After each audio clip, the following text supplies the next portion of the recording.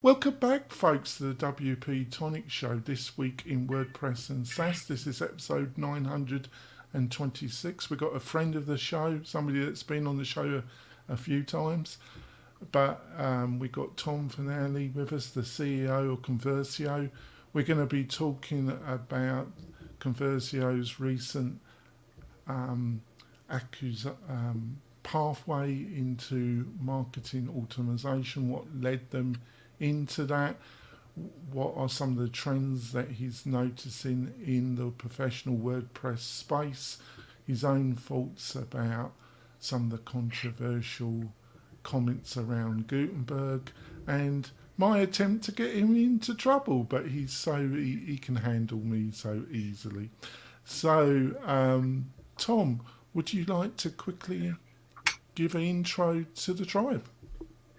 Love to. Thank you. It's great to be back with you. Hopefully, we'll be back more frequently these days. So it's always good to hang out with all of your listeners and you. So I'm Tom, the CEO and co-founder of Convessio, and historically we've done scalable WordPress hosting for mid-market to enterprise e-commerce stores. But as Jonathan just alluded to, we're broadening our set of products that we have, and really the plan for us is to transition from just a hosting company to Oh, more don't of a don't don't give all the okay. reasons. You want to give that when we come back, Tom. All right, very good. All right. Sorry to interrupt, but you were going into full. You can tell the enthusiasm, couldn't you, Tribe? So, Kurt, would you like to quickly introduce yourself to the new listeners and viewers? Yeah, my name is Kurt Von Annen with Mañana No Mas. We focus largely on membership and learning websites, and we work directly with providers like WP-Tonic and Lifter LMS. That's fantastic. Before we go into the meat and potatoes of this great interview, I got a couple messages from our major sponsors. We will be back in a few moments, folks. Hi there, e-commerce store owner. At Omnisend, we help more than 100,000 e-commerce customers, just like you, sell their products. We're an all-in-one email and SMS marketing platform that helps you reach your customers, grow your audience, and increase sales. In fact, our customers have seen incredible results with Omnisend, averaging $72 in revenue for every single dollar spent.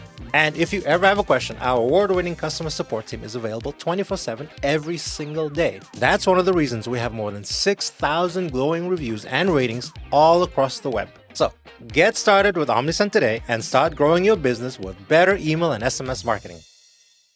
We're coming back, folks. I also want to point out we've got some great special deals from the sponsors, plus a curated list of the best WordPress plugins and services aimed at the WordPress professional and power user.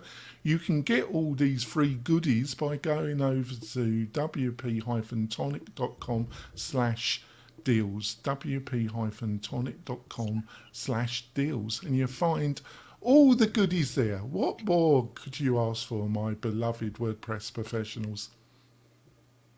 Probably a lot more, but that's all you're going to get on that page. I'm sorry to disappoint. I've made a career of it.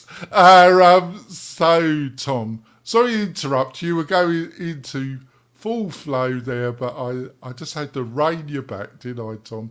But No problem. but maybe you can go in now into some of the business logic and the discussions you were having with your team and why you decided that it was the right step for Convessio to enter the marketing automation area. Sure. Well, actually, I want to go back to not to pick on my fellow hosts, but a I trend do it that all the time, don't I, I Tom? know you like sizzle, so let's jump right in. We'll go. The it's always bothered me that hosting companies have acquired plugins.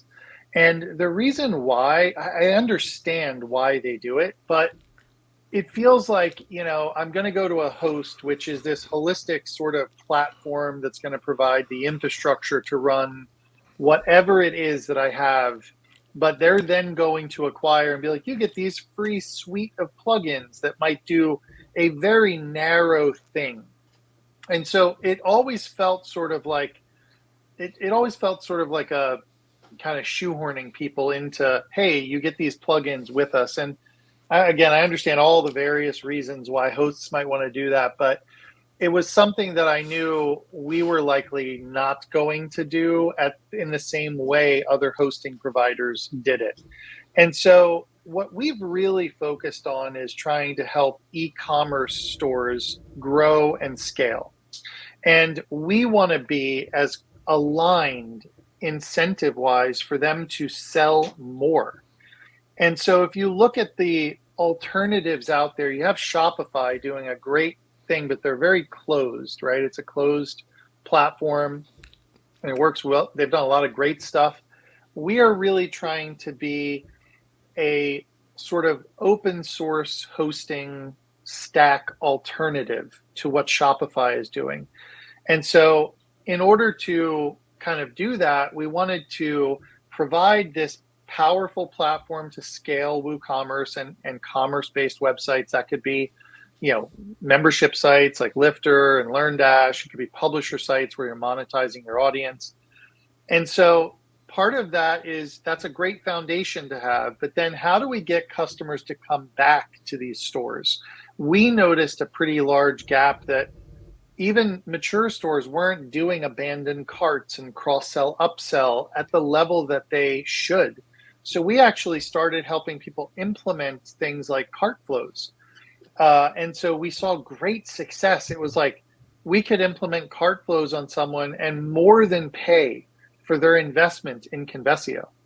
And so when we started to realize we could help stores actually drive revenue by sort of just coaching them and standing beside them, we saw the opportunity for that. And that's really what started to shift our thinking of, could we be this full stack where you could host, convert, and now pay? And so you'll notice in the last couple of weeks, we've launched a payment solution. So our nav on our site's really changed. We have hosting, which is what people know and love us for. We've got convert, which is this product that we acquired, which was an amazing platform by the ArtBees team. That's the team behind the Jupiter X theme on Theme Forest. So it's one of the biggest WordPress themes out there.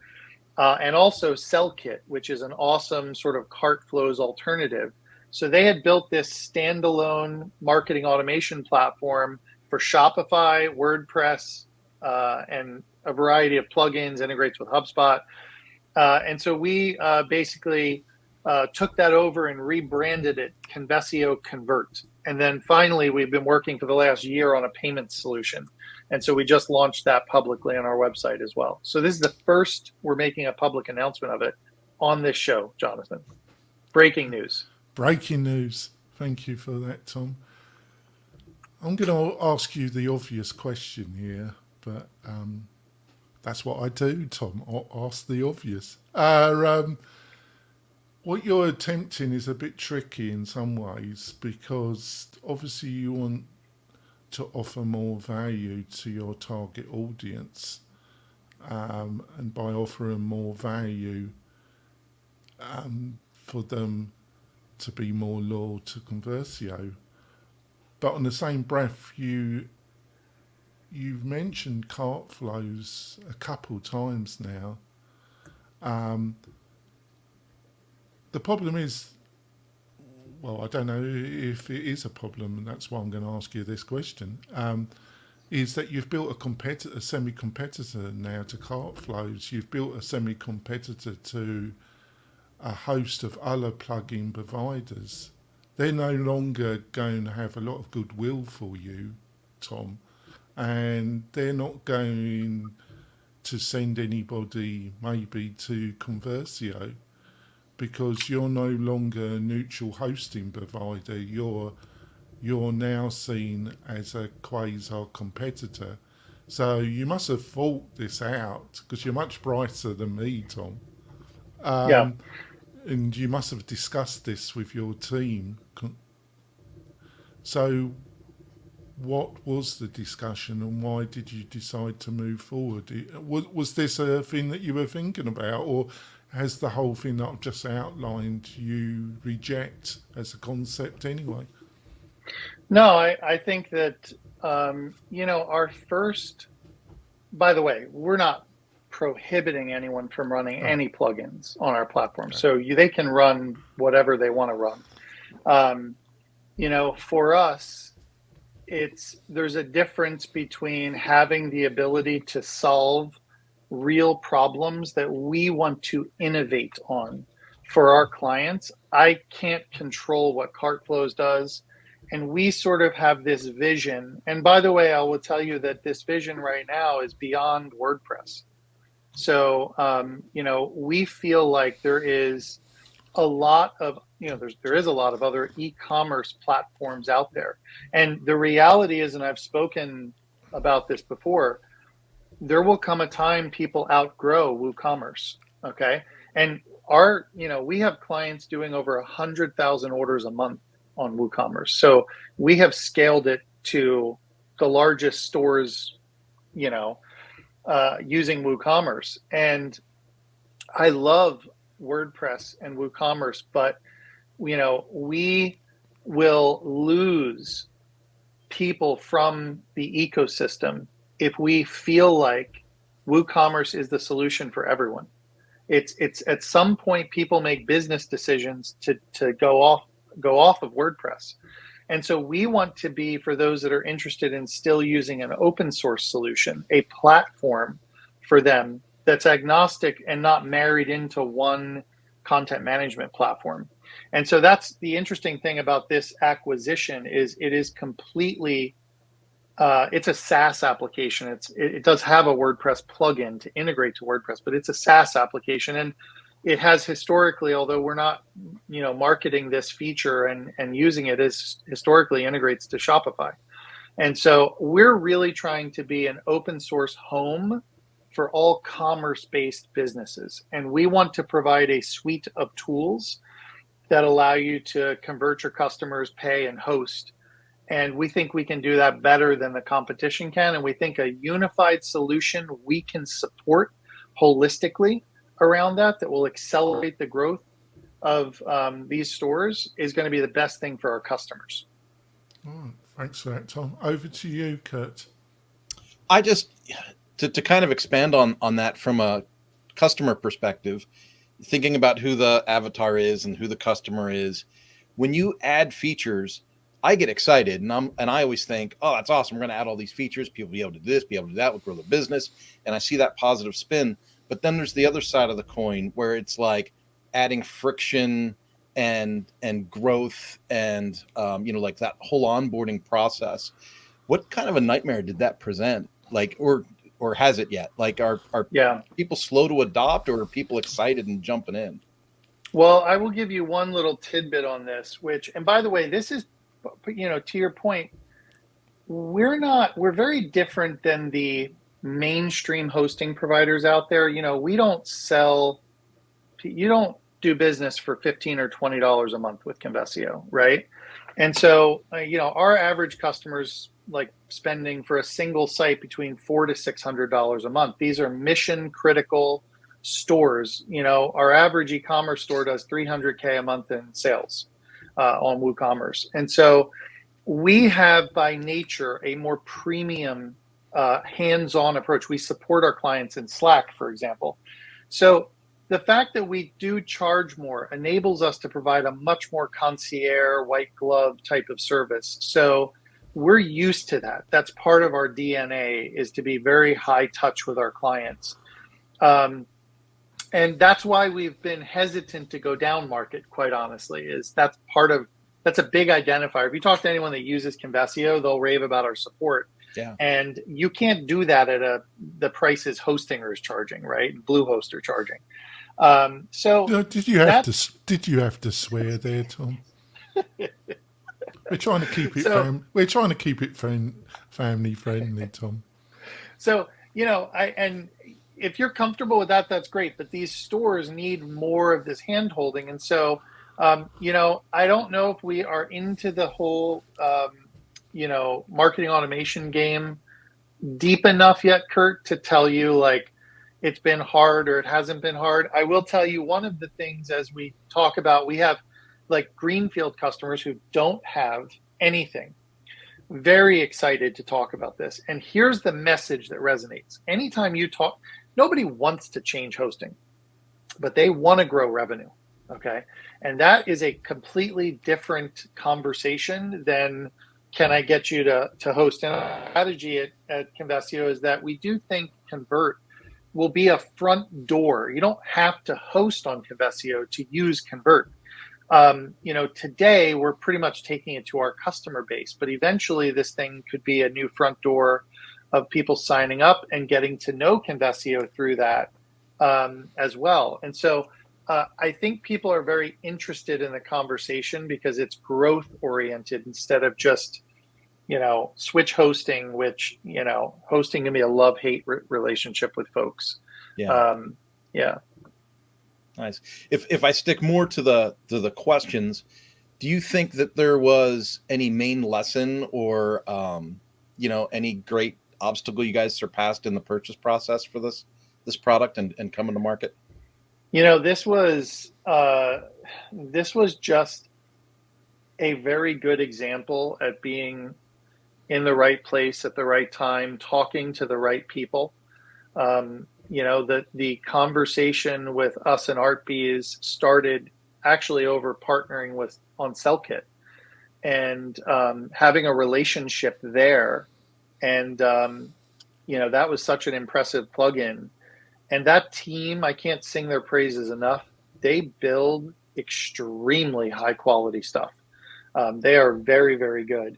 And so it just so happened through those conversations, they're like, well, we have this other product that we're actually sunsetting and we're trying to find a home for it. And so maybe this would be something you would be interested in. And the fact that that team had spent all of the time to build this as a standalone SaaS application, and that it married with our future vision of going even beyond WordPress and not being strictly a WordPress plugin, just really worked with us because we want to take that and integrate it into Convessio Pay. It currently is integrated into Stripe, and so you can start to imagine all the wonderful things you can do when you have the infrastructure for the e-commerce store, the email personalization and automation engine for your customers, and the payment processing. And so imagine when you can look at all of those things holistically, and when a customer has a big sale, you can tie all of the increased resources to sales, to payment processing. You can start to see the velocity at which transactions were occurring. There's a whole host of things. And just to give you a little teaser, if you have access to all of that data and you layer something like AI on top of that with an LLM, you can begin to surface some very interesting insights about your customers' shopping behavior, your purchase behavior, your store's behavior, conversion rates, all of that stuff. So it's very, very interesting when you start to look at what we'll be able to take to market with someone who's using the holistic Convessio stack. And that's kind of the dream. Nice. Jonathan, over to you. Yeah, I've got a quick follow-through question. I'm sure you thought about this as well. When you're in the process of deciding to go down this road, were you concerned about diminishing your marketing message? And what I mean by that, Tom, is that you're a hosting provider, but now you're adding the marketing automation. So are you a marketing SaaS provider, or are you a hosting provider, or were you less concerned about that because of the type of clientele that are attracted to Convessio in the first place? Yeah, that's a good question. We have this conversation internally a lot, that people come to us expecting a hosting provider. We don't want to distract or diminish the conversion rate of that traffic, of course, right? So we have to figure out a way to make this messaging all work together. But I will tell you that strictly from the perspective of the hosting terminology, we have tried to stay away from that. You'll notice that we refer to ourselves a lot as a platform. We've tried to distance ourselves from what I would call the traditional hosting solutions, because we are this scalable Docker powered platform. And so we've tried in the past to present ourselves as more of a platform play. And we've tried to go above and beyond what other hosting providers would provide in support and services that we offer, like New Relic diagnostics and infrastructure consulting and all that kind of stuff. But I think now is the time where we're beginning to become that larger platform solution. And so we're sensitive to that. We definitely don't want people to get distracted if they're looking for product A on product B and C. But I think that the messaging that we tell our customers and our prospects about us being this holistic solution is actually resonating much better than what the traditional hosting message was. Yeah, I'm just surmising. I would imagine the price point that you start with, you're going to attract more established businesses, Yes. or they probably been exposed to a lot of solutions, so they're probably more open to a message around platform than maybe other people. What I mean by that is that a lot of the hosting providers, the more technical, they tend to aim at the agency, at the power freelancer market. That's why they go to WordCamps a lot, and that's or it's even some of the bigger providers. That's why they support WordPress, because they want access to the agency market. But I don't know how much of the agency market is part of your customer base, but what has been their reaction to what you've attempting to do? Very strong. And it's interesting, the agency market, and I'm not sure that I would say this is what I'm about to say is gospel. It's observation. I've been in the agency space for like 20 years, 30 years, getting ready to be 50. So actually about 30 years. I've been in the agency space and been working with agencies, and I've found an interesting dynamic that agencies seem to not often focus on email marketing and email automation as much as they do. That's like a specialty almost. Yes. There are agencies out there that just do email marketing and do it very, very well. Well, I think, I'm sorry to interrupt, hopefully I'm contributing something rather than just being rude, is those services tend to be performance orientated, aren't they? And that's why they shy away a little bit from it, don't they? Because building the website and providing the technical side of it through support plans is finite, isn't it? It's black and white. Where if you get into the marketing consultancy, it's all around performance, where you're going to be judged, isn't it? Do you think I'm correct about that? Yes, absolutely. It's not so much you're measured on a deliverable, but you're measured on now results. So it's like, hey, why is my open rate low? Why didn't I get so many clicks from my email? And that stuff is somewhat foreign to the person who's building websites and maintaining them and a technical resource.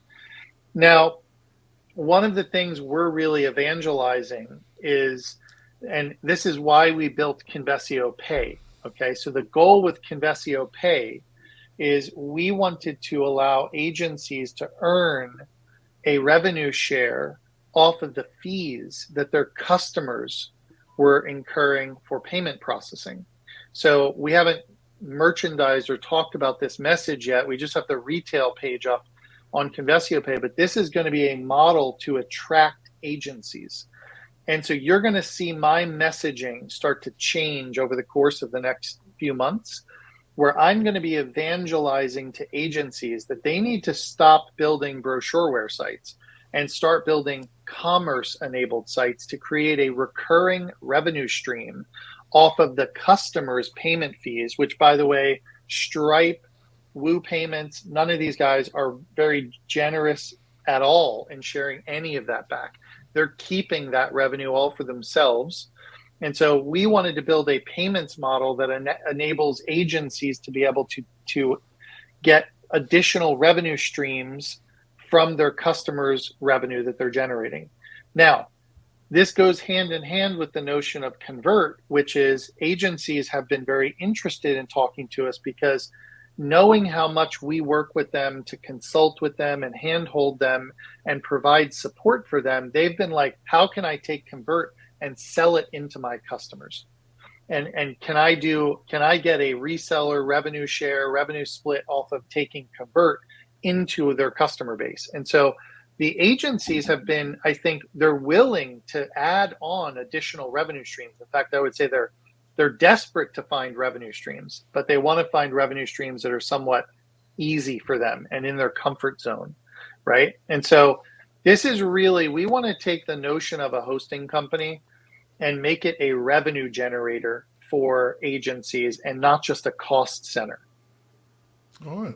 That's fascinating. Thanks for that insight, Tom. I think it's a great spot to have our middle break, and we got some more messages from our major sponsors that we appreciate so much. We will be back in a few moments, folks. Tired of hosting providers that can't handle high traffic loads? Convessio is here to help. Our platform can handle any amount of traffic, all without slowing down or crashing. With immediate Slack support, performance optimization, and a team that thrives on resolving technical challenges, your e-commerce business is in safe hands. Learn more about Convessio at convessio.com.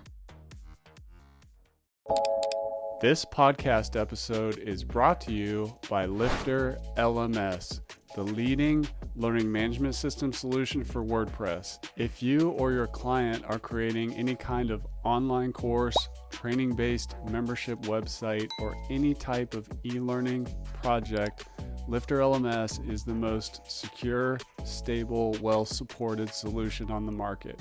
Go to lifterlms.com and save 20% at checkout with coupon code podcast20. That's podcast20. Enjoy the rest of your show. Coming back, folks, I want to point out that if you are working with a client or have a client and you're looking for a great partner that can help you build a membership or community focused website, why don't you look at WP-Tonic? We want to partner with you. We offer some of the most fantastic packages in the industry. You can go here and find more, and we can build something fantastic together.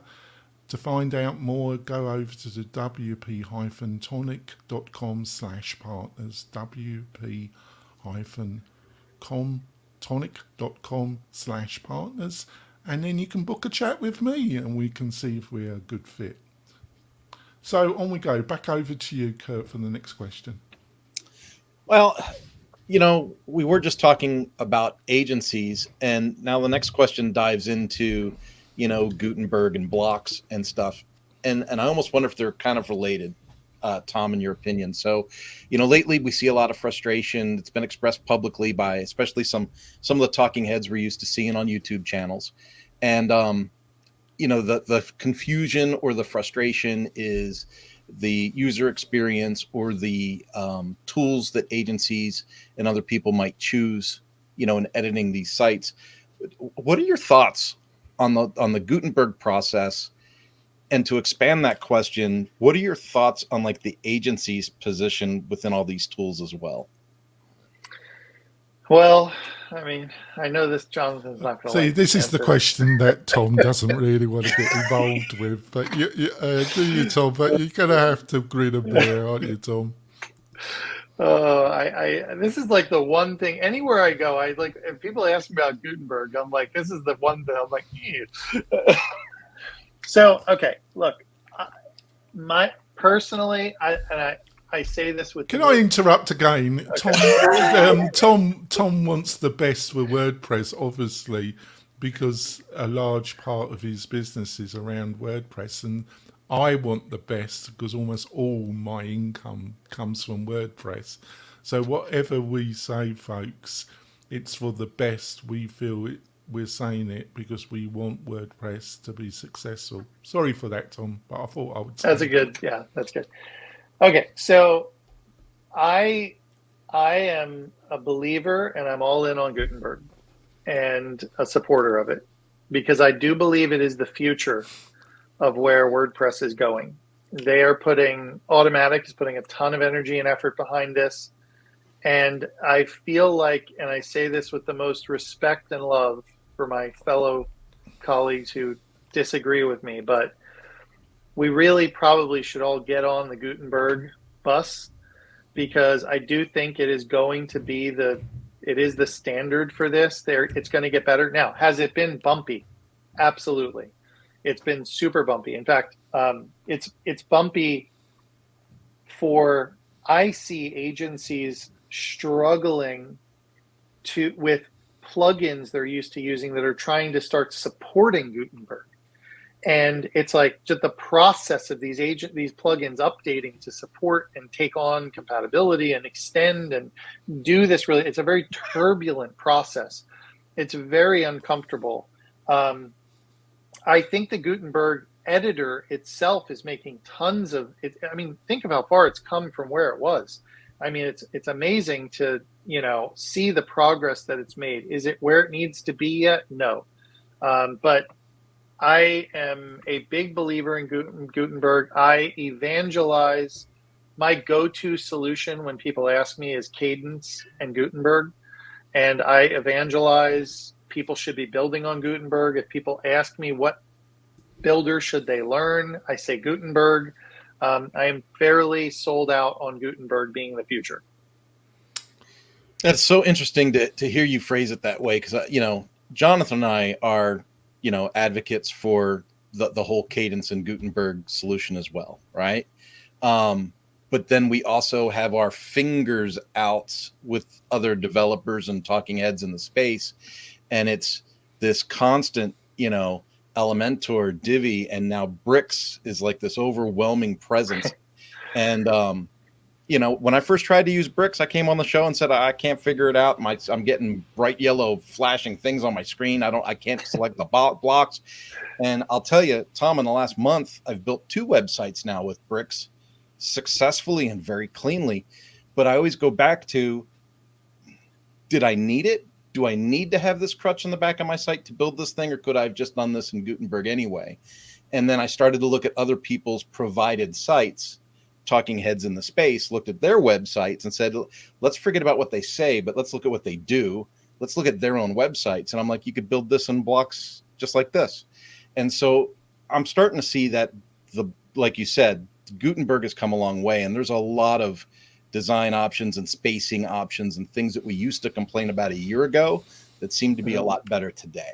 Well, I think it's all a bit of a witch's brew, really, Tom, isn't it? Because I think it's I know this is bandied around a bit too much, Tom, but I think a lot of the problems is a total lack of consistent communication and really seeing that you're just not listening just for the PR exercise, that you really show that you're listening to your user base in a very straightforward and actionable way. And I just feel that's been totally lacking, Tom. Just sending key people onto podcasts and saying the right thing and not really doing actionable things that clearly show that you are listening. I think some of the criticisms about UX and usability are justified. I also think some of the criticisms around how Gutenberg have applied intrinsic design in the solution. Some of the criticisms there are totally spot on, especially when it comes to mobile, Tom. that you can't override a lot of the settings. That is just bonkers as far as I'm concerned. I have no idea. But I think that's linked to a very small group of people that are actively developing it who are not listening, Tom. And I think that causes a lot of resentment and frustration. How would you respond? Do you think I'm on the right track, or am I? Because we're friends. I classify you as a friend, Tom. So for sure, even if you disagree with me, I have no problem with it. Well, I don't disagree with you. What I would say is I think that those things are spot on, and I think we had a client come to us who was want to re-platform in WordPress, and they had a big lofty enterprise project, and they had done everything in Squarespace. And you're doing it again, Tom. You're swearing again. And, I got looking at the Squarespace. I'm like, why in the heck isn't Gutenberg doing some of this stuff? I'm like, what? It's hard to go from that to Gutenberg. And here's where I get into my little crystal ball. Like, why have they not listened? Because I don't know if it's people not wanting to listen. I think that there are powers that be. You also have to remember, there are politics involved in this stuff at Automatic. And Automatic is an enterprise company. And we know all enterprise companies move slow, right? And so I don't know, because I got to get my crystal ball out here and figure out, I don't know the why behind this. But I think the questions you're asking are extremely valid questions. And I think if you take a step back, and the other thing too is, I'm not entirely sure, and I'm not close to the Gutenberg development project, so I don't know the answer to this, but I think we have different audiences out there that Gutenberg is being built for. And so it's like, are you trying to build something for the person coming from Squarespace, or are you trying to build a more robust platform that can compete with like Webflow, right? And so I don't know the answer to that necessarily. People more in the WordPress, clicks probably do. I think it was linked to a conversation where we had with one of the most publicly critical evangelists against Gutenberg to some extent. That's Kevin Gary. We had him on last week, and he just and I don't agree with everything Kevin says. I don't agree with anything anybody says totally. But he pointed out it would have been better to have built something to a high technical aimed at the quasi-professional, and then work down to somebody who's a DIY person that wants to build on Squarespace to some extent. We kind of came in the middle. Doing it from the ground, doing it from a DIY focus, and then trying to build something that Kevin's tribe would look at is a bit difficult, in my opinion. And I'm not even sure we've successfully built it from the DIY perspective. We built it from the middle. We built it from the middle, and we're trying to go out to both directions. Yeah, I think you're spot on there. Actually, back over to you, Kurt. Well, I think we're on question 3, aren't we? I think you jumped to question, or did you combine both? I'm losing track, Kurt. Well, we talked about agencies. Yes. So let's talk about AI. AI is exciting. Yeah, it is. All right. AI is exciting. Right. So he wants to get off Gutenberg as quick as possible. Get me out of Gutenberg. We didn't even get to say my catchphrase that I've been using on all the shows. We did talk to Matt, and he said we're only 7 years into a 10-year project. Right, there you go. If he keeps on, I'll be dead. I'll be dead before that bloody thing gets finished. I'll be in my grave soon. Oh. I'll be dead and buried, Tom. I love repeating that. So AI's coming. AI, it's already here. How do you see AI changing the online businesses? And not just like today, but if you could try and pull out that crystal ball you were just talking about, what's it look like a year and a half from now? So we're doing a lot of experimentation with AI in so many different areas, and it's moving so fast. And I am a huge AI hacker. I don't know what you'd call it. I'm willing to try anything with AI. Are we talking Like, to the real Tom, or was this a you don't virtual know. Tom? I'm an avatar. So Um, here's what I'll tell you. My insights have been as of late. Okay. So I think, aside from all the stuff you can do with AI, I think that AI is going to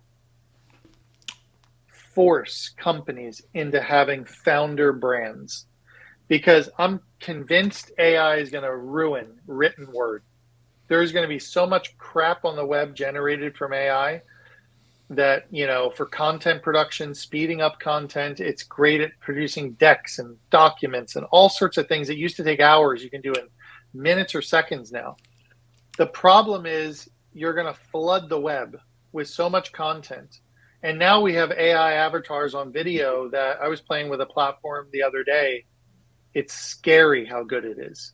Talking head video, totally AI, unbelievable. And it just makes me realize that me as a real person, okay, needs to be the face of my brand.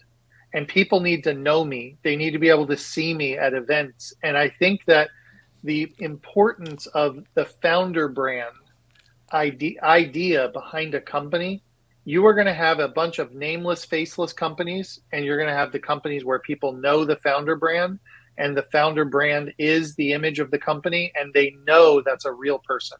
And I think with the rise of AI, the rise of the founder brand is going to be even more important.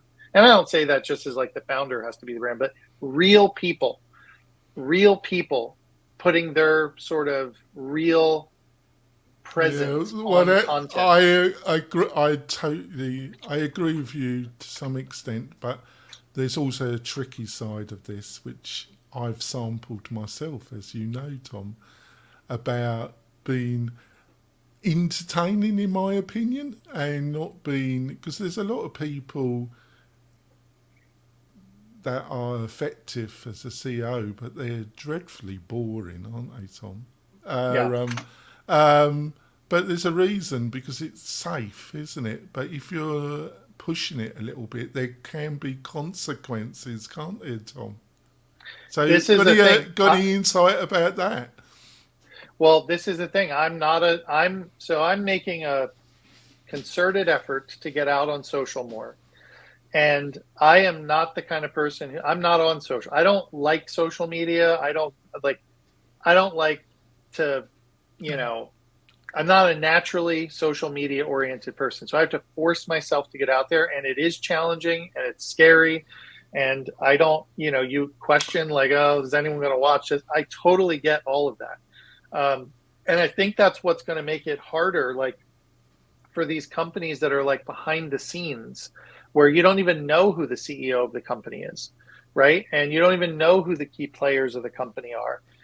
They have to get out there and differentiate themselves. And maybe you can do that with a killer product and you don't need a personality behind it.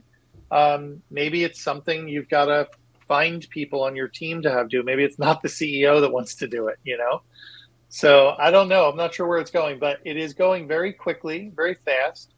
And I think that it's in the next 5 years, I can't even imagine where we're going to be. I really can't.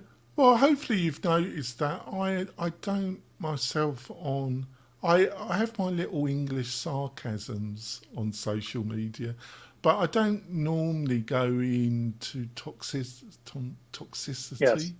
If you look at my streams, Twitter, X, formerly known as Twitter, and other platforms, I don't think you'll find... There's only one area where I really publish my personal views, but it hardly has any following. But in general, I don't go in... but I think there is a medium way where you can have a voice without having to go down the two paths, either being totally, a lot of social media that's driven by a company is totally forgettable, isn't it? And right. Then you got those that really want to spend all their time on these platforms in a very toxic, yes, kind of tribal kind of way. But I think there is a middle road. Would you agree with that? Yeah, I do. And in fact, it's interesting because I don't like those people that do that, like toxic, combative, everything needs to be poking at people, like, because that's not who I am as a person. And so that doesn't I match don't up with really me. see So, the point, do you? Because they're not well, it's people. like, People are not going to listen if you start going it. They're going to blank you off it's anyway. surprising. Some people do, but I'm not going to build my brand that way, And I think that the other thing too, I think that's interesting is, I think like, did you guys see the whole thing that happened with Moo, the business card people, the sticker company, or was it, Moo Stickers? I think it was that No. whole thing. I wasn't even aware of this till I saw people from the WordPress ecosystem. They posted something about the assassination of Donald Trump. One of the CEO, one of the founders did, and it was, he just got scorched by people. And I sort of take the philosophy that, my tribe, my customers, they're not coming to me for political commentary. They're coming to me about performance and e-commerce and sales and all of that. And so it's like, I don't feel like it's my position or role to talk about things outside of my lane. It's like, you don't do business with a company to get some personal perspective. You know what I'm saying? Like, I realize why people come to Convessio, and I realize that's the thing we're going to drive value for, and we will drive value for businesses of all types. And, and so to me, it's always been really clear, it is like, difficult to stay in that lane. I look at the over 1,000 hours of material that I've produced over a 9-year period, Tom. Must be over 1,000 hours of audible and video discussion. And I got hammered for 15 minutes of that 1,000 hours. And I made a mistake, and I got hammered by a certain group for 15 minutes of 1,000 hours of content, Tom. Right. So it is tricky, isn't it? Yes. That is human nature. There's that story of Einstein where he wrote down, 1 + 1 = 2, 2 + 1 = 3, and he did five problems, and he made a mistake on the last one, and his whole classroom criticized him. And he said, I got 90% of them right, but no one said anything. And it was the one wrong one that people talked about.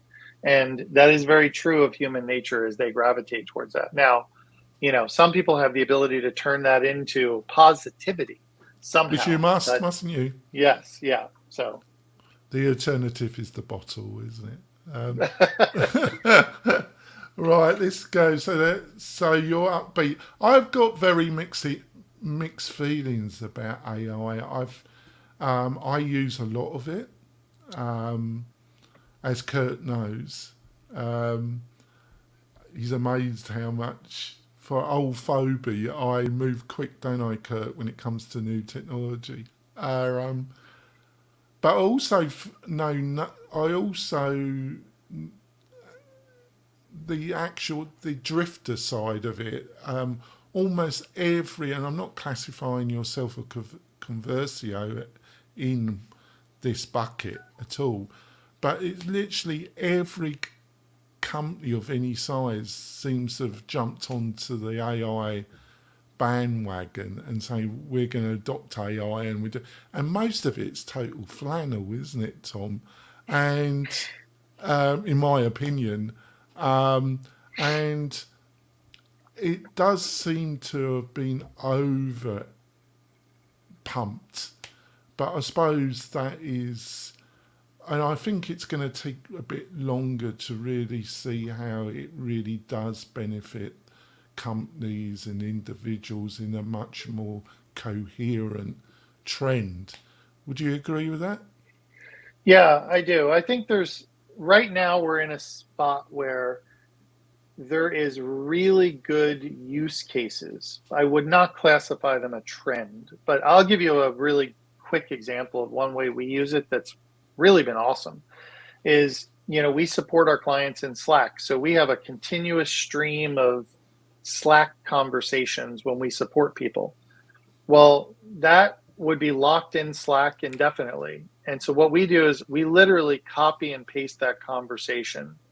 And you can put that in ChatGPT and say, create a knowledge base article, create a help article, and so it's like repurposing stuff that would normally take a person to have to go write something down. Like that is a great, like, immediate benefit of the time that we spend supporting someone, that we can now take that and leverage it as a document that we can share with others who have the same problem.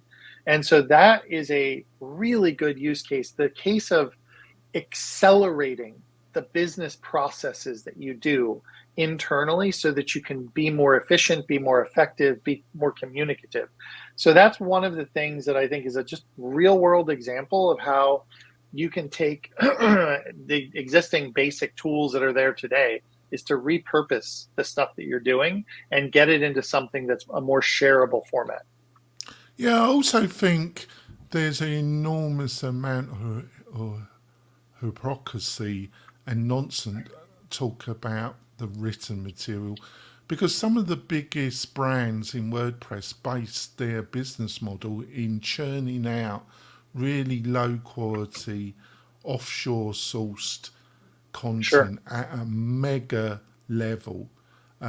Basically producing internal content farms, producing content at a low quality level. And that being replaced by AI, I don't see the difference myself. It's probably going to be better. It's probably going to be better. And I think also blending that content with video, audio, webinars, social, community-based discussion, and blending all that into something that's attractive will be one of the key elements of online successful marketing in the coming I'm stealing that. I'm stealing that idea. You're right, because this goes to the founder brand, the heart of what I was saying. It's like people are going to be prioritizing real interactions with real people. And so it's even, to augment my statement about the founder brand, it's not about having just the founder, but a community of people who can engage and share, because AI is going to make it really easy. You're not going to have to read. I published a social media thing. One of my favorite hacks I've come up with, I don't know if anyone else is doing this. I love these long videos by like big influencers and everything, where they're like, I'm going to give you these 30 tips. It took me 15 years to figure out. I will copy and paste the transcript of that hour-minute video into ChatGPT and like summarize this with action items. And I don't have to watch the video. Well, it's like people aren't going to read content because that can shrink the time to digest it. Yeah, I think the other area, which is the totally opposite, and I think will get hammered, is Growmatik SEO, where you actually use scripts and to produce a flood of poor quality content and do it kind of quasi automatic. I don't do that. I've pursued a kind of hybrid pathway, and I've been very careful about that. And I think Kirk, who helps me, would agree I have. But there's been others that have championed online and in the WordPress developer community Growmatik SEO. Right. Mm-hmm. And I think they're going to get hammered myself. What's your own thoughts about that?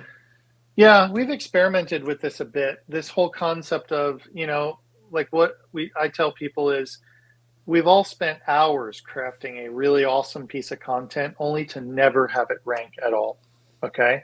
And so there's this new school of thought where it's like produce 100 pieces of programmatic content a month, see what ranks, rank first, edit second, okay, is the philosophy, versus the old way of doing it, which was edit the hell out of something and then never have it rank.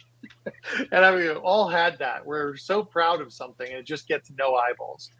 And I think where I'm settling on this as we experiment with it, is I think that it's like things like having your content where you're using AI to maybe generate components of an article, give you statistics to put in using like Perplexity, researching stuff. It's an assistant to the process of optimizing and creating a piece of content. And that is really powerful because it used to take hours and hours to do that stuff. Like, throwing in schema markup and having ChatGPT put your content in ChatGPT or give me the schema code, boom, drop it into a block. That to me is the way you do this in a way that's like, really, really good, where you don't have to have hours of research in something. And by the way, if you're producing content for like any generic industry like travel or, your research should be almost nothing now because ChatGPT can make it go so much faster. Well, you've seen actual developers, utilizing AI to assist you in the coding process. I don't think anybody would question that, but I've known a couple of people that have insanely bragged about building a whole plugin or a whole solution because they've thrown the code in. Oh, in ChatGPT, it's the AI code, And I think, are you insane to publicly state that and to actually you think that somehow you're going to be treated as a professional programmer?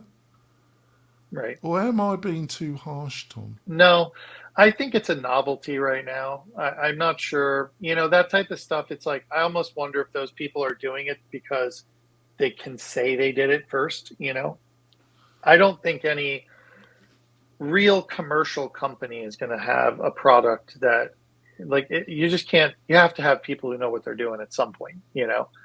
Maybe your MVP is done that way. Maybe you can get a few features out, but eventually you're going to have to start. You're going to have developers who know what they're doing. I think it's a sign that they're an idiot, and and I've known people that should know better that have promoted these people.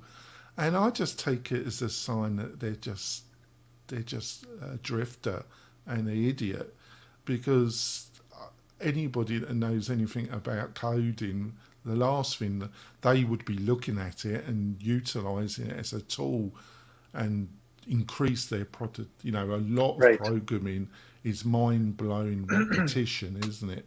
Yes, exactly. Documenting your code. That's a great use. Like, we're using this for documenting code because nobody wants to document their code. That's not fun, So it's really good at that. It's really good at like translating and troubleshooting errors in WordPress, dumping these cryptic errors in from plugins. And, it's like, hey, give me 5 things I can do to troubleshoot this, right? So it's going to take the people who know some and amplify their capabilities significantly. But the people who know nothing, who are trying to do it all in ChatGPT or AI, they're in the danger zone because they don't know where their limits are. And they think, I'm going to have a commercial plugin based on code written by AI. So do you want to do the last question, Kurt, before you have to fly off to your... Sure. I get the privilege of asking the question, and I'll watch the replay to see the answer. Tom, if you had your own time machine like H.G. Wells or Doctor Who, and you could go back to the beginning of your career, which we've already established is 30 years ago, what advice would you... He's a young man compared to me. Well, that's a good question. I've been asked that before, and I can tell you point blank what it is. And it would be to be more fearless. I think there's a lot of people that I look at that are paralyzed by fear. They just can't make a decision, and they can't. And it's unfortunate. I'm not paralyzed by it, but I'm also not the most fearless person that I've seen. And I think that, fear is one of the greatest inhibitors people have to reaching their maximum potential. And so be more fearless when you're young and you're just starting out. And you don't have to worry about a family and a house and 5 cars and 4 kids and all that kind of stuff. Take risks, take risks. Yeah, I think that's so true. But there's a lot of family and societal pressure, isn't it, for conformity, which a lot, there's a lot of group speak and group thought, isn't it? And Yeah. if you try and say that nobody has, I have some basic principles that I will not compromise on. Right. And I expect those that I communicate with often, or friends or type businesses, I expect them to meet those requirements. If they don't, I don't associate myself with them. Yes. But everything else is discussable, Yeah. because I don't have all the answers. I'm just an average person doing my best. I would say that's a really good point too, which is pick your friends wisely and pick people that are going to elevate you, not people that are going to drag you down, Yeah, it's one of my weaknesses. I'm a little bit forgiving with the obvious is normally in front of me, but sometimes I tend not to want to see it. And I make a few too many excuses. But in some ways, I think it might be better to be that way, because I've noticed some other people that are very demanding and unrealistic. I suppose I'm just saying it's to find the middle ground, isn't it? Well, sometimes it takes years to figure that out, though. So the fact that you know all that now is something that most 20-year-olds, 20-somethings are not going to know starting their career out. So that knowledge is hard fought experience that gets you there. It's been a pleasure talking to you, Tom. What's the best way for people to find out more about you and Convessio? Sure. So you can go to our website, convessio.com. You can go to LinkedIn, message me. I'm there. Twitter as well. So you can hit us up on any of the socials. Yeah, and if you want to support the show, just share it and tell people about the show, folks. And if you're really feeling generous, leave us a review on iTunes. We haven't had any reviews for a while, but the great news, recently the audience has started to grow again.